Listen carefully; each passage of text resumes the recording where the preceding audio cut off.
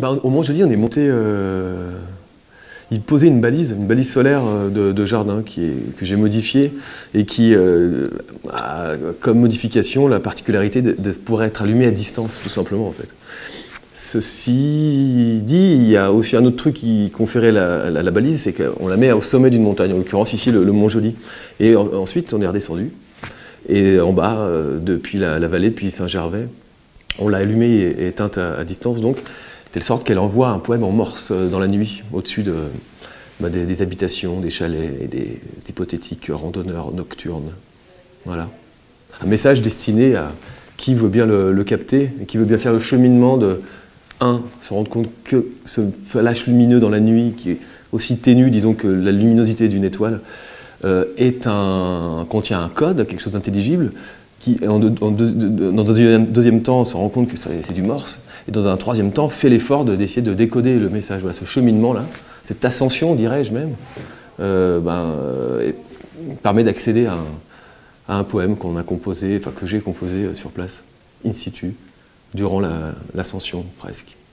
C'est un projet d'enfant, après, la démarche en tant que, tu veux dire, la démarche artistique, ou juste... Mais je sais pas, je pense pas qu'il y ait des réponses à tout, hein.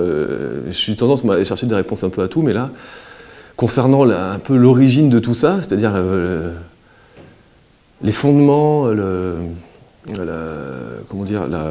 les fondements de ce qui fait que j'ai une production artistique, ou du moins que j'officie en tant qu'artiste, dirais-je, je connais pas.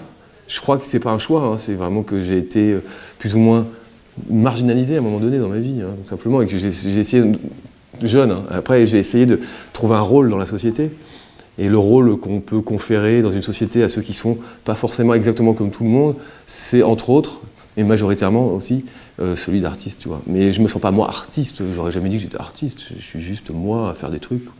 Ouais. Voilà. Mais sinon, une autre manière de répondre, c'est de dire qu'il y a beaucoup de choses qui me manquent sur cette terre, et que j'ai essayé de les fabriquer, du coup, à défaut de les avoir. C'est le cas de l'horloge, c'est le cas de cette balise. C'est aussi des choses qui sont des sortes de flammes, de petites flammes comme ça dans la nuit, j'ai envie de dire. Alors, j'ai envie de créer des choses qui sont belles, un peu positives. Je trouve que c'est assez sombre en ce moment. Je sais pas pourquoi je fais ça. Je me sens un peu en mission, quoi. Ouais, c'est vrai, c'est technologique parce que à la fois, il y a plusieurs raisons. La première, je ne l'ai pas choisie non plus, c'est que je me suis trouvé très vite un peu geek face à un ordinateur entre, disons, 12, 13 et 20 ans. Je me suis construit avec l'ordinateur, quoi, les chiffres, tout ce que ça a de lié à la machine. Et j'ai eu une période post-geek qui était très difficile, où je me suis rendu compte finalement que les chiffres n'expliquaient pas tout, quoi. Et c'est donc du coup un matériau que je connais, que je me suis construit avec et sur lequel je suis assez critique. Donc c'est le paradoxe, c'est que je l'utilise et en même temps je le critique, quoi. L'autre raison aussi, c'est que notre monde finalement est devenu geek par rapport aux années 80-90 que j'ai connu moi, geek marginal. Aujourd'hui, tout le monde maîtrise le champ lexical de l'ordinateur, de la machine, comme moi je l'avais à l'époque en étant connaisseur de la machine. Et donc du coup ça devient un langage, la technologie, l'informatique, les chiffres. Les chiffres sont de plus en plus présents aussi, etc. Donc j'utilise ce que je connais, et avec la chance d'être dans un environnement qui les utilise aussi comme un langage. Donc c'est un matériau que j'emploie pour parler de mes projets, faire mes critiques sur la technologie, sur l'usage exagéré des chiffres, etc. etc. Et puis je pense qu'on a un moment clé où on confond nouveauté et progrès.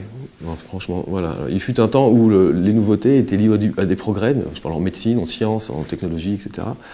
Mais que maintenant, un amalgame est fait sur un plan marketing, et on n'est pas aidé là-dessus, et que finalement, on nous vend des nouveautés sous-entendues comme du progrès. Et on a ce cheminement, chacun à nous, à faire pour se déconnecter la nouveauté du progrès, parce que maintenant on est conscient de plus en plus que la nouveauté n'est pas forcément quelque chose d'intéressant. Néanmoins, c'est ce qui fait tourner la planète, la nouveauté. Et j'essaie de me demander dans quelle mesure on peut faire des choses nouvelles en utilisant l'existant déjà. Une démarche écolo, finalement. Ah, ça clignote là, tu vois. Ça va clignoter là. Tu l'as là, ça s'allume pas mal. Tu vois, c'est bon. Ouais. Là, pourquoi il s'allume? Bah, parce que je le cache, il croit que c'est la nuit. Et lui, il émet là, en même temps, l'émetteur là. Donc je sais juste que c'est on comme ça. Ah, c'est pas mal, c'est un peu penché en arrière, c'est pas mal. Écoute, je l'oriente plus par là, comme ça, on est sur le champ, et puis on est bon. Hein. Voilà. Donc ils sont on.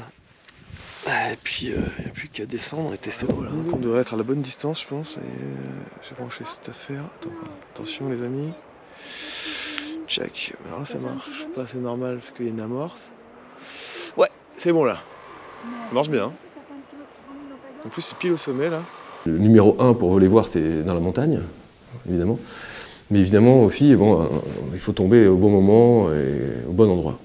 Et donc il y a aussi des expositions qui sont organisées, et là en l'occurrence à Genève, à la galerie Laurence Bernard, ma galerie suisse. Le 13 janvier, je crois, débutera une exposition qui s'appellera Poèmes en morse, dans laquelle seront exposés le résultat de toutes nos ascensions depuis le début du projet.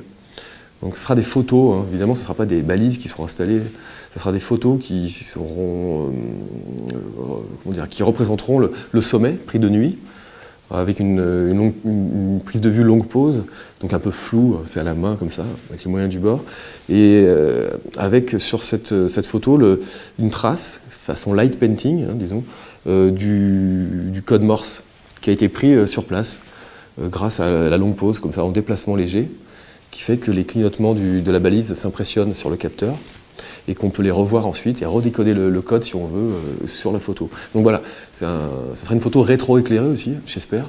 C'est-à-dire que la lumière sera émise par la photo et non pas réfléchie, comme c'est le cas des photos classiques.